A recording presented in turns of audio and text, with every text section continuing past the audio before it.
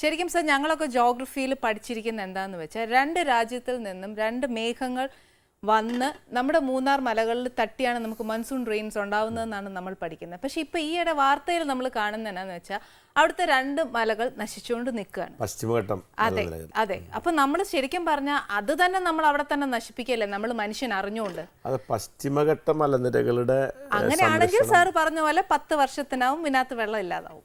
നമ്മൾ പശ്ചിമഘട്ടത്തെ നമ്മൾ നശിപ്പിക്കുന്ന അതാണ് പശ്ചിമഘട്ടം. ഗാഡ്ഗിൽ കമ്മിറ്റി റിപ്പോർട്ടൊക്കെ അതായിരുന്നല്ലോ. ഗാഡ്ഗിൽ കമ്മിറ്റി കസ്തൂരംഗ റിപ്പോർട്ടൊക്കെ നമ്മൾ ഒരുപാട് ചർച്ച ചെയ്തതാണ്. അപ്പോൾ അതിനകത്തുള്ളൊരു പ്രശ്നം എന്താ വെച്ചാൽ നമ്മൾ ഇന്നത്തെ കാലം മാത്രം നോക്കിയാൽ പോരാ. ഇപ്പോൾ ആനയാലും ഞാനായാലും മരിച്ചു പോയി കഴിഞ്ഞാൽ നമ്മുടെ മക്കൾക്ക് വേണ്ടി നമ്മൾ എന്താ മാറ്റിയിരിക്കുന്നത്? അവർക്ക് നമ്മുടെ സ്വത്തുകൾ അവർക്ക് കൊടുക്കുന്നു. ഇതന്നെ എല്ലാവരും ചെയ്യുന്നത്. നമ്മൾ കൈമാറി കൊടുക്കുന്ന അല്ല, നമ്മളൊന്നും കൊണ്ടുവന്നിട്ടില്ലല്ലോ. പക്ഷെ നമ്മുടെ മക്കൾക്ക് നമുക്ക് കൊടുക്കാൻ ഉണ്ടാവേണ്ടത് സ്വത്തും പണമൊന്നുമല്ല സത്യത്തിൽ ഇന്നത്തെ കാലഘട്ടത്തിൽ. ഈ പ്രകൃതിയുടെ ഈ ഒരു വിശുദ്ധി അവർക്ക് തിരിച്ചു കൊടുക്കാൻ പറ്റുക എന്നുള്ളതാണ് ഏറ്റവും വലിയ നമ്മുടെ ഒരു ഒസ്യത്ത് ആയിട്ട് എഴുതി വയ്ക്കുന്നത്. അതിന് പറ്റാതെ നമ്മൾ എന്തോരം സ്വത്ത് എഴുതിയിട്ട് വല്ല കാര്യമില്ല. അതാണ് ഇപ്പോൾ ഈ സമൂഹം പഠിക്കേണ്ട ഒരു കാര്യമാണ്. ഗവൺമെൻറ് അതുകൊണ്ടാണ് ഈ ഹരിത കേരളം പോലെയുള്ള പരിപാടി ഏറ്റെടുക്കുന്നതിന് കാരണം വികസനം എന്താണ്. അപ്പോൾ വിമാനത്താവളങ്ങളാണോ? വിമാനത്താവളം വേണം നമുക്ക്, പക്ഷേ എവിടെ വേണം എവിടെ വേണ്ട എന്ന് തീരുമാനിക്കാൻ നമുക്ക് വരും. പാറമള വിമാനത്താവളം വേണ്ട എന്ന് പറയാൻ കാരണം ഞാനവിടെ വിത്തെറിഞ്ഞപ്പോൾ നിയമസഭയിലൊക്കെ എന്നോട് പറഞ്ഞു, എൻ്റെ കൂടെയുള്ള MLA ചില പ്രതിപക്ഷ MLA പറഞ്ഞു, ഇങ്ങനെ എവിടെ വിമാനത്താവളം കണ്ടാലും വിത്തെറിയും എന്ന ഒരാളാണ്. പിന്നെ ഇയാൾ വിമാനത്താവളത്തിൽ നിന്ന് പോകാറില്ല. വിമാനത്തിൽ പോകും. ഞാൻ വിമാനത്തിലേക്ക് പോയിട്ടുള്ള ആളാണ്. ഇപ്പോൾ ക്യൂബയിൽ പോയത് 19 മണിക്കൂറാണ് യാത്ര ചെയ്തത്. ഞാൻ ഇനി വിമാനത്തിൽ പോകും. പക്ഷേ വിമാനത്താവളം വേണ്ട എന്നുള്ളതല്ല പ്രശ്നം. നമ്മൾ കൊച്ചിൻ വിമാനത്താവളം ഉണ്ടാക്കുമ്പോൾ ഒരുപാട് പാടം നമ്മൾ നിരത്തിയിട്ടാണ് കൊച്ചി വിമാനത്താവളം ഉണ്ടാക്കിയത്. അന്ന് നമുക്ക് ഒരുപാട് പാടം ഉണ്ടായിരുന്നു, നമ്മളതൊന്നും ശ്രദ്ധിച്ചിരുന്നില്ല. പക്ഷെ ഇന്ന് നമുക്ക് പാടില്ലാതായിക്കൊണ്ടിരിക്കുകയാണ്. അപ്പോൾ ഓരോ പ്രദേശത്തെ പാടങ്ങൾ ഇല്ലാതാവുമ്പോൾ അവിടുത്തെ ആവാസ വ്യവസ്ഥ മുഴുവൻ പോവാണ്, വെള്ളം ഇല്ലാതാവുന്നു. ഇത് നമ്മൾ മനസ്സിലാക്കണ്ടേ? തീർച്ചയായിട്ടും. ശരിക്കും അന്യ സംസ്ഥാനങ്ങളെ വെച്ച് നോക്കുകയാണെങ്കിൽ നമ്മുടേത് ഒരുപാട് സേഫാണ്. പക്ഷേ നമ്മുടെ സംസ്ഥാനത്ത് ഇപ്പം നശിപ്പിക്കാൻ ഒരുപാട് ഫോറിൻ പാർട്ടിക്കിൾസ് വന്നു. ഒരു ആപ്പിൾ പോലും അന്നേ പോലും നമുക്ക് മനസ്സമാധാനത്തോടെ മേടിക്കാൻ ഒക്കെയല്ല. അതും സാറിന് അറിയാം. നമ്മൾ ശരിക്കും ഒന്ന് ഇങ്ങനെ ചീവി നോക്കുക എന്നേലും മുഴുവൻ വാക്സാ. സർ ഇതൊക്കെ നമുക്കൊന്ന് നിർത്താൻ ഒക്കത്തില്ലേ? ഹെൽപ്പ് ലൈനോ എന്നത് നമ്മളതിന് വേണ്ടിയാണ് ശ്രമിക്കുന്നത്. നമുക്കിതൊക്കെ നമുക്ക് ശരിയാക്കണം. എല്ലാം നമുക്ക് ഇപ്പം നമ്മൾ പറയുന്നൊരു കാര്യം, ഇപ്പോൾ ആപ്പിള് ഒക്കെ വാക്സിൻ ഉണ്ടെന്നൊക്കെ പറയുന്നത് അതൊക്കെ പെട്ടെന്ന് തടയാൻ പറ്റുന്ന കാര്യങ്ങളാണ്. നമുക്ക് അതൊന്നും ഗവൺമെൻറ് വിചാരിച്ചാലൊക്കെ പെട്ടെന്ന് തടയാനൊക്കെ പറ്റുന്ന കാര്യങ്ങളേ ഉള്ളൂ.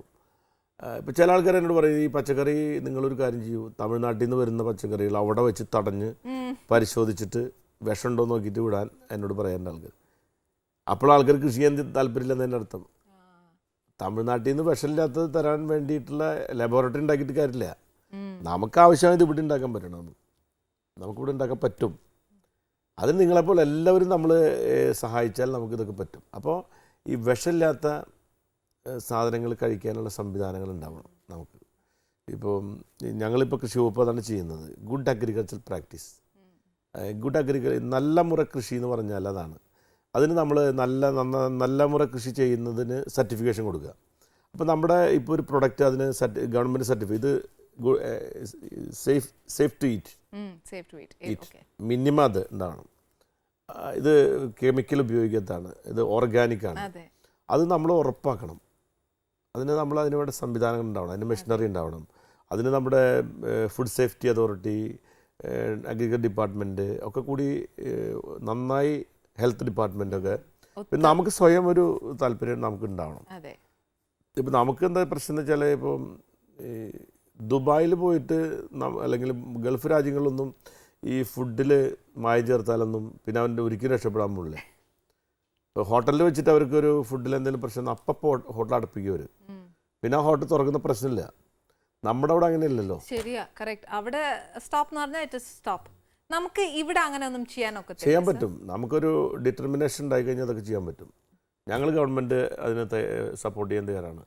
ഇങ്ങനെയുള്ള കാര്യങ്ങളിലൊന്നും ഒരു തരത്തിലും വിട്ടുവീഴ്ച ചെയ്യാൻ പാടില്ല. നമ്മളതാണ് ഗവൺമെൻറ് പോളിസി. ഈ ഫുഡിൻ്റെ കാര്യത്തിലും ജനങ്ങളെ ഏറ്റവും കൂടുതൽ വിശ്വസിക്കുന്നത്, നമ്മൾ കുടിച്ച വെള്ളത്തിൽ വിശ്വസിക്കാൻ പറ്റാത്തതെന്ന് പറഞ്ഞാൽ നമ്മൾ ഒരിക്കലും അവനെ വിശ്വസിക്കാനും, നമ്മൾ ഒരാളും ഈ വെള്ളത്തിൽ ശത്രുവിന് പോലും വെള്ളത്തിൽ നമ്മൾ മായം ചേർക്കാൻ ഇഷ്ടപ്പെടില്ല. അതുകൊണ്ട് ചെയ്യില്ല നമ്മൾ. തീർച്ചയായിട്ടും. ആണ് നമ്മൾ മലയാളത്തിൽ അങ്ങനെ ഒരു ഫ്രേസ്, കുടിച്ച വെള്ളത്തിൽ വിശ്വസിക്കാൻ പറ്റുന്ന അവൻ എന്ന് പറയില്ലേ. അങ്ങനെയുള്ള ആൾക്കാരാണ് ഇതിനകത്ത് കൃത്രിമം കാണിക്കുന്നത്. അവരോട് ഒരിക്കലും എക്സ്ക്യൂസ് ചെയ്യാൻ പാടില്ല. അവർ ശക്തമായ നടപടി എടുക്കണം. നമുക്ക് നിയമങ്ങളുണ്ട്, പക്ഷേ നിയമങ്ങൾ ഒന്നും കൂടെ ശക്തിപ്പെടുത്തണം എന്നുള്ളത് ആനി പറഞ്ഞ് കറക്റ്റാണ്. സർ, നാടകത്തിലൊക്കെ വർക്ക് ചെയ്ത സമയത്ത് സർ ഒരുപാട് കാര്യങ്ങൾക്ക് വേണ്ടി ത്രൂ നാടകമാണ് സർ പ്രൊട്ടസ്റ്റ് ചെയ്തുകൊണ്ടിരുന്നത്. As A mediator sir work ചെയ്തുകൊണ്ടിരുന്നത്. അപ്പോൾ അന്നൊന്നും എങ്ങനെ സർ വർക്ക് ചെയ്യുമ്പോൾ പ്രശ്നങ്ങൾ ഉണ്ടായിട്ടില്ലേ? അന്നൊക്കെ ഓരോ കാലത്ത്, അപ്പം അന്ന് ഞാനൊക്കെ കോളേജിൽ പഠിക്കുന്ന സമയത്ത് ഈ തെരുവ് നാടകം കളിക്കും പൊളിറ്റിക്കൽ ഇഷ്യൂസാണ്. ഞങ്ങളൊക്കെ അന്ന് പൊളിറ്റിക്കൽ ഇഷ്യൂസ്, ഇപ്പം ഞാൻ ഒരു കാര്യം ഞങ്ങൾ അന്ന് ഈ പ്രകൃതിയുടെ കാര്യത്തിലൊക്കെ അന്ന് ഞങ്ങൾ ഞങ്ങൾക്കൊരു കൺസേൺ ഉണ്ടായിരുന്നു. അപ്പം അന്നാണ് എനിക്ക് ഓർമ്മയുള്ളത്, ഞങ്ങളൊക്കെ അന്ന് ഈ വലിയ പ്രകടനം ഈ സോഷ്യൽ ഫോറസ്ട്രി എന്ന് പറഞ്ഞ ഒരുപാട് മരങ്ങൾ വെച്ച് പിടിപ്പിക്കുന്നൊരു പരിപാടി വന്നു. അന്ന് മരങ്ങൾ വെച്ച് പിടിപ്പിച്ചത് അക്വേഷ്യ, യൂക്കാലി, സുബാബിൾ ഇങ്ങനെയുള്ള മരങ്ങളെ വെച്ച് പിടിപ്പിച്ചു. അന്ന് ഞങ്ങൾ ഇതിനെതിരായിട്ട് വലിയ സമരം നടത്തി. എന്നിട്ട് ഞങ്ങൾ പറഞ്ഞു ഇതല്ല വെച്ച് പിടിപ്പിക്കേണ്ടത്, ഇവിടെ മാവും പ്ലാവും പുളിയൊക്കെയാണ് വെച്ച് പിടിപ്പിക്കേണ്ടത്. അന്ന് ഞങ്ങളെപ്പോലുള്ള ചെറുപ്പക്കാരന്ന് കുറേ ആളുകൾ, അന്നത്തെ കുറേ പ്രകൃതി സ്നേഹികൾ അതിനെതിരായിട്ട് വലിയ കലാപങ്ങൾ ഉണ്ടാക്കിയ ആൾക്കാരാണ്. പക്ഷേ അന്നത്തെ ഡിപ്പാർട്ട്മെൻറ്റ് ഒന്നും ഇത് കേട്ടില്ല. അതുകൊണ്ടാണ് ഈ ആനയൊക്കെ കാട്ടിൽ നിന്ന് ഇറങ്ങി വരാൻ കാരണം എന്താ? ആനയ്ക്ക് കാട്ടിൽ ജീവിക്കാനുള്ള ഭക്ഷണമില്ല. അവിടെയൊക്കെ അക്വേഷ്യ വെച്ച് പിടിപ്പിച്ചിരിക്കുകയാണ് പലരുടെ ഉള്ളിലൊക്കെ. അപ്പോൾ അവിടെ ആ സമയത്ത് നമ്മൾ പുളിയും പ്ലാവും മാവൊക്കെ ഉണ്ടാക്കിയിരുന്നെങ്കിൽ അവർക്ക് കഴിക്കാനുള്ള ഭക്ഷണം അവിടെ ഉണ്ടാകുമായിരുന്നു. അപ്പോൾ ഞങ്ങളൊക്കെ ആ കാലത്ത് ഞങ്ങൾ പ്രവർത്തിക്കുമ്പോഴും ഇങ്ങനെയുള്ള കുറേ ഇഷ്യൂസ് ഉണ്ടായിരുന്നു. പക്ഷെ അന്ന് ആ ഇഷ്യൂസ് ഒന്നും ജനങ്ങൾ പെട്ടെന്ന് ഗ്രാസ്പ് ചെയ്തിരുന്നില്ല.